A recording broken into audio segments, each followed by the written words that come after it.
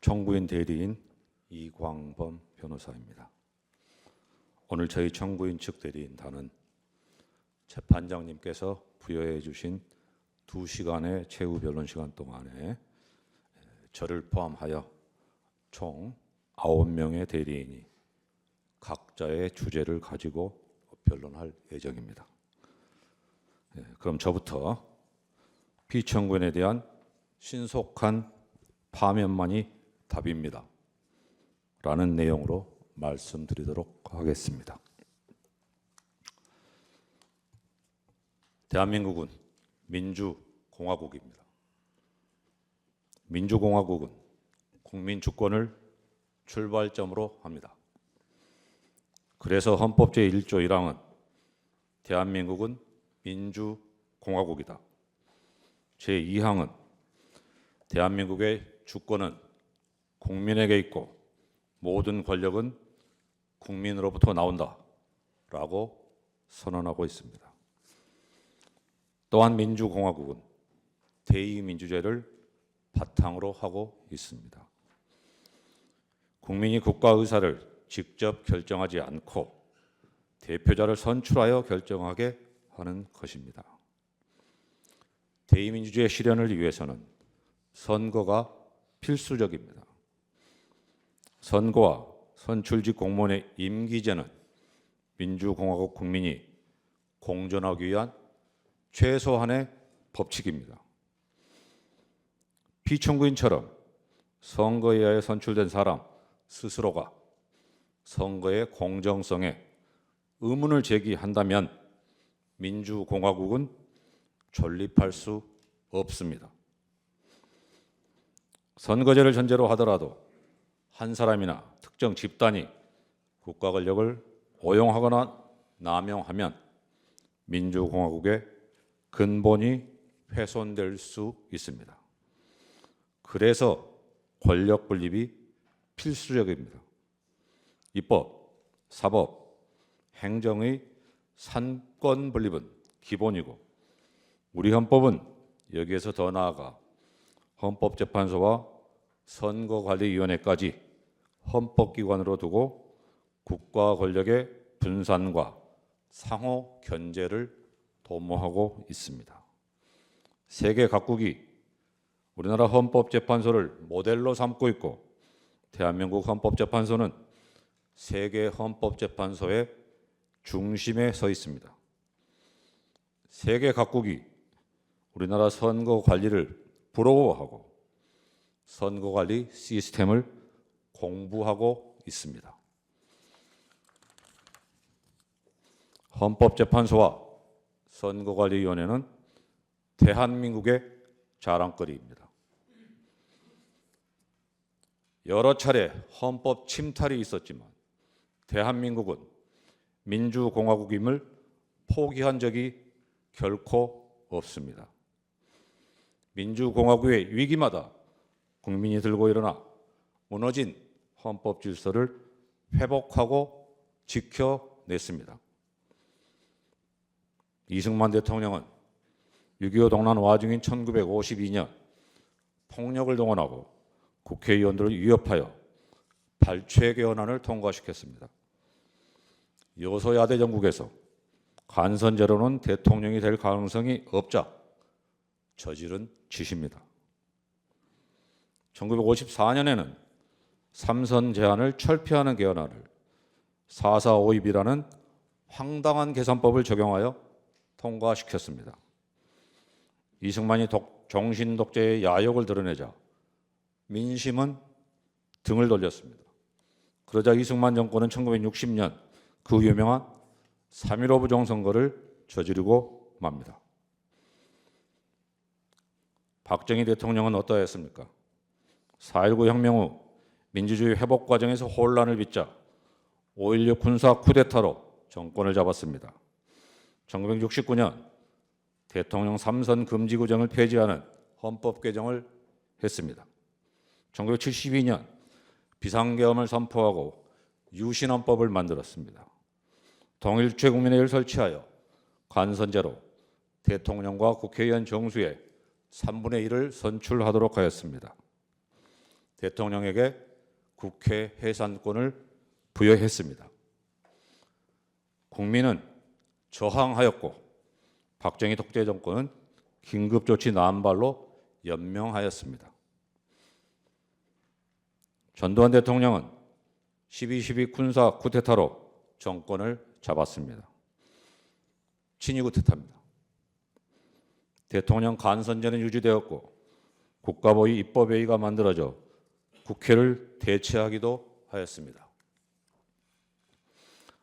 이승만, 박정희, 전두환 대통령은 모두 전시 비상계엄이나 스스로 선포한 비상계엄 하에서 헌법 개정을 통해 독재의 길로 접어들었습니다.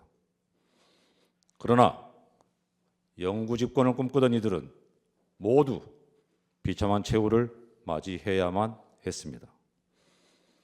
이승만은 4.19 혁명 후 미국으로 망명하였습니다.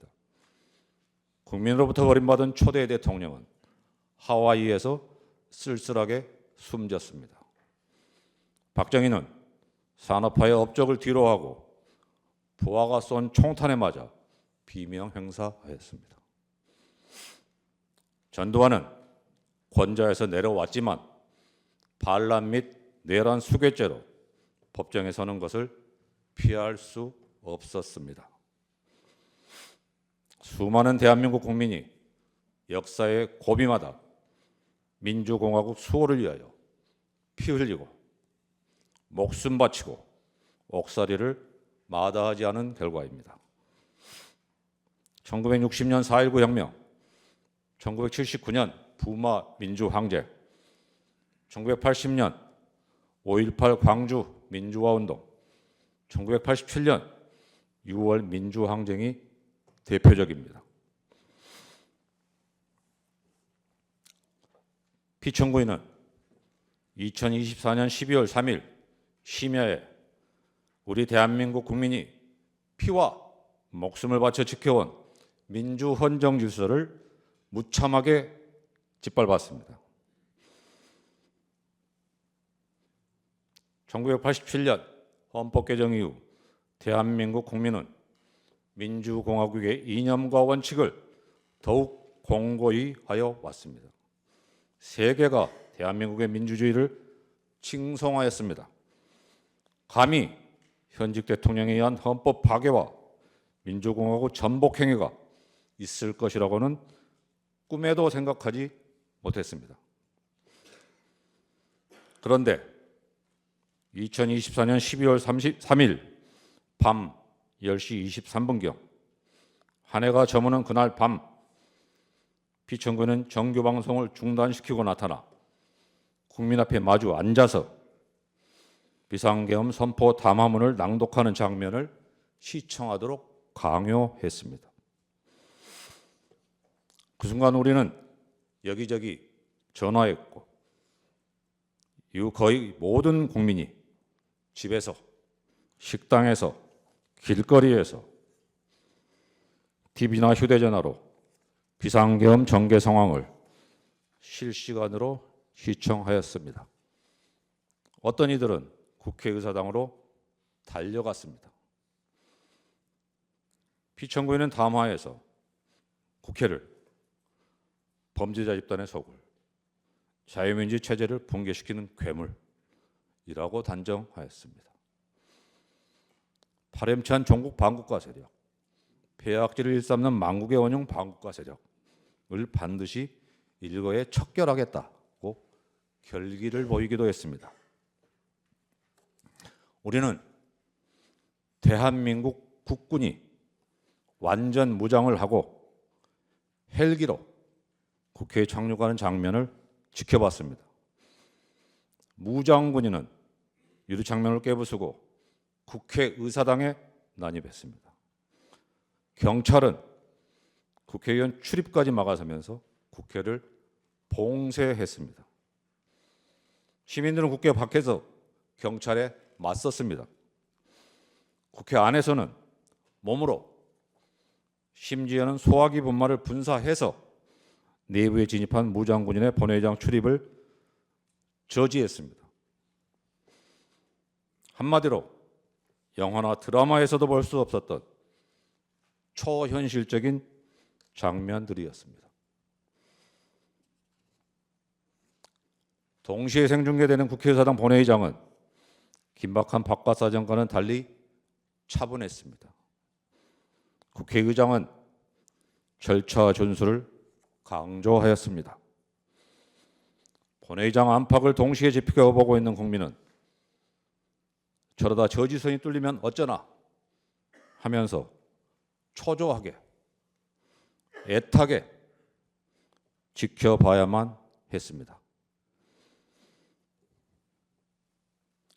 여기에 더하여 계엄군이 중앙선거관리위원회, 과천청사 등을 봉쇄, 점거하고 선거정보센터에 무단 침입하였으며 직원들의 휴대전화를 빼앗았다는 사실이 드러났습니다. 중앙선거관리위원회에 대한 이러한 행위는 피청구인의 비상계엄 선포 담화나 계엄 포고문에서는 전혀 예정되어 있지 않은 행위입니다. 국회의장, 여당 및 야당 대표, 전직 대법원장, 언론인 등을 체포 감금하려 계획했던 사실이 밝혀졌고 피청구인이 직접 나서서 계엄군의 국회 진입과 국회의 계엄 해제 결의 저지를 명령 지휘하였다는 증언과 진술이 잇따랐습니다. 현장에 동원된 군인과 경찰 병력이 수천 명에 이르렀습니다. 육군 최정예 부대인 특수전사령부, 수도방위사령부, 대군사정보 수집부대인 정보사령부, 군사보안 군 방첩 및 군에 관한 정보의 수집 처리 등에 관한 업무를 수행하는 국군 방첩사령부 등 우리 국군의 핵심 전력을 동원하였습니다. 한마디로 대한민국 헌법 파괴 행위이자 민주공화국 전복 행위입니다. 비상계엄 선포를 전후한 피청군의 인식과 언행에 대하여 한 말씀 드리겠습니다. 피청구인은 여소야대 정국에서 대통령에 당선되었습니다. 표차는 0.73%, 초박빙이었습니다. 그럼에도 피청구인은 다수당인 야당의 존재를 인정하지 않고 무시하였습니다. 현실적이거나 잠재적인 정적 제거에 몰두하였습니다. 자신과 소속을 같이 하고 있는 집권 여당 내부 인사도 예외가 아니었습니다. 집권 여당은 작년 국회의원 총선에서도 참패하였습니다. 참패의 원인으로는 피청구인의 총선 기간 중 여러 언행이 지목되었습니다. 깊은 성찰에 타잡은 다수 야당과의 협치만이 피청구인 자신이 생존할 수 있는 유일한 선택지였습니다. 그러나 피청구인은 총선 참패가 부정선거의 결과라는 망상에 빠졌습니다. 다수 야당이 이끄는 국회가 대한민국의 헌정 질서를 짓밟고 정당한 국가기관을 교란시키는 내란을 획책하는 명백한 반국가 행위를 자행한다고 소리를 높입니다. 적반하장입니다. 피청구인이 듣기 싫은 소리는 입틀막으로 듣지 않고 듣고 싶고 보고 싶은 것만 골라보고 들은 결과입니다. 피청구는 2024년 12월 12일 담화에서 병력을 국회에 투입한 이유는 거대 야당의 망국적 행태를 상징적으로 알리고 질서유지를 하기 위한 것이지 국회를 해산하거나 기능을 마비시키려는 것이 아니다. 계엄령을 발동하되 그 목적은 국민에게 거대 야당의 반국가적 폐악 행위를 알려 이를 멈추도록 경고하는 것이었다. 라고 강변하고 있습니다. 그러면서 도대체 2시간짜리 내란이라는 것이 있습니까? 질서유지를 위해 소수의 병력을 잠시 투입한 것이 폭동이라는 말입니까? 라고 외치고 있습니다. 피청구인이 그날 밤 일선 지휘관들에게 직접 내린 명령이나 우리가 지켜본 현장 상황에 정면으로 배치되는 주장입니다. 1심 판정에서는 내란 프레임을 짜고 자신에 대한 탄핵 공작을 하고 있다면서 음모론까지 제기하고 있습니다. 비상계엄을 계몽령이라고 주장하고 있습니다. 누가 누구를 계몽하겠다는 것입니까? 법꾸라지 법비의 요설이라는 말까지 나오고 있습니다.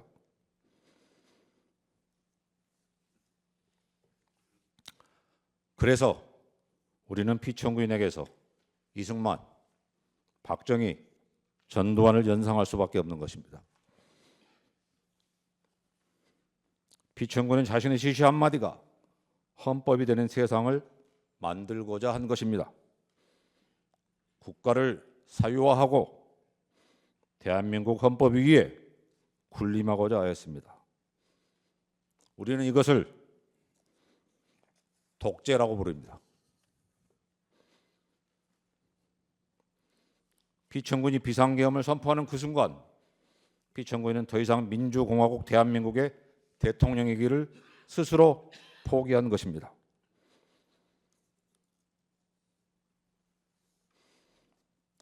헌법재판소는 피청구인 주장의 부정선거 논란에 대하여도 깊이 헤아려 주시기 바랍니다. 피청구는 2025년 1월 15일 공개된 자필 메시지에서 우리나라 선거에서 부정선거의 증거는 너무나 많습니다. 칼에 찔려 사망한 시신이 다수 발견되었는데 살인범을 특정하지 못했다고 해서 살인사건이 없었고 정상적인 자연사라 우길 수 없는 것입니다. 라고 주장하고 있습니다. 선거에 의하여 당선된 대한민국 대통령이라면 도저히 입에 담을 수 없는 말입니다. 부정선거가 권력을 가진 자에 의하여 자행되었다는 역사적 사실에도 반합니다. 대의 명분으로 삼았던 거창한 구호는 사라지고 부정선거 의혹 규명, 선거 시스템 점검이 비상계엄 선포의 목적이라고 이야기하고 있습니다. 구차합니다. 여기서 잠시 과거 어느 헌법재판관의 말씀을 살펴보겠습니다. 이 사건 탄핵 심판은 보수와 진보라는 이념의 문제가 아니라 헌법적 가치를 실현하고 헌법 질서를 수호하는 문제이다. 그리고 이 사건 탄핵 심판은 단순히 대통령의 과거 행위의 위법과 파면 여부만을 판단하는 것이 아니라 미래 대한민국이 지향해야 할 헌법적 가치와 질서의 규범적 표준을 설정하는 것이기도 하다. 이것은 박근혜 전 대통령에 대한 탄핵사건 결정문의 보충 의견입니다. 맞는 말씀입니다. 헌법재판소의 결정은 주문도 중요하지만 결정 이후에 담겨있는 내용도 중요합니다. 우리가 구현하고자 하는 헌법 가치를 담고 있기 때문입니다. 결정문은 민주공화국 대한민국의 민주주의를 한 단계 승화시키고 대한민국이 나아가야 할 방향을 제시하여야 합니다. 이번 기회에 망국적인 역병인 부정선거 음모론에 철퇴를 가함으로써 민주공화국의 기반을 굳건히 할 수 있도록 하여야 합니다. 오늘 이 심판정이 존재할 수 있도록 계엄군과 경찰에 맞서 싸운 민주시민, 국회의원과 국회 관계자, 부당한 지시와 명령을 거부한 정의로운 군인들에 대하여 저희 헌법재판소가 할 수 있는 최소한의 보답이라고 할 것입니다. 피청구인은 한날 한시라도 신속하게 파면되어야 합니다. 피청구인은 내란 우두머리죄로 구속, 기소되어 재판을 받고 있습니다. 전 국방부 장관, 군 고위 장성, 경찰 수뇌부도 내란 중요 임무 종사죄나 내란 부하 수행죄로 기소되어 구속 상태로 재판을 받고 있습니다. 피청구인이 파면을 면한다고 해서 처벌을 면할 수 있겠습니까? 다시 국정을 맡길 수 있겠습니까? 피청구인이 이 순간에도 거짓과 가장으로 자신의 지지 세력 결집을 시도하고 있습니다. 국민을 편가르고 있습니다. 폭도들이 법원에 난입하여 폭동을 일으켰습니다. 어떤 국회의원은 헌법재판소를 해체하여야 한다고 주장하고 있고, 국가인권위원회 위원이라는 사람이 헌법재판소를 두들겨 부수어 흔적도 남김없이 없애버려야 한다고 선동하고 있습니다. 극도의 혼돈과 혼란 상태가 지속되고 있습니다. 비상계엄이 우리 경제에 미치고 있는 부정적 영향은 날로 심화되고 있습니다. 소비는 위축되고 경제는 회복하기 어려운 상태로 가고 있으며 치솟은 환율은 제자리를 찾지 못하고 있습니다. 국제사회의 우려도 커지고 있습니다. 하루하루가 고통스럽습니다. 이게 나라입니까? 라는 절망의 목소리가 귓가를 맴돌고 있습니다. 피청구인이 선포한 비상계엄이 지금까지 계속되고 있다면 우리는 어떤 장면들을 목격하고 있을까요? 피청구인이 복귀한다면 제2, 제3의 비상계엄을 선포하지 않을 것이라고 누가 보장할 수 있겠습니까?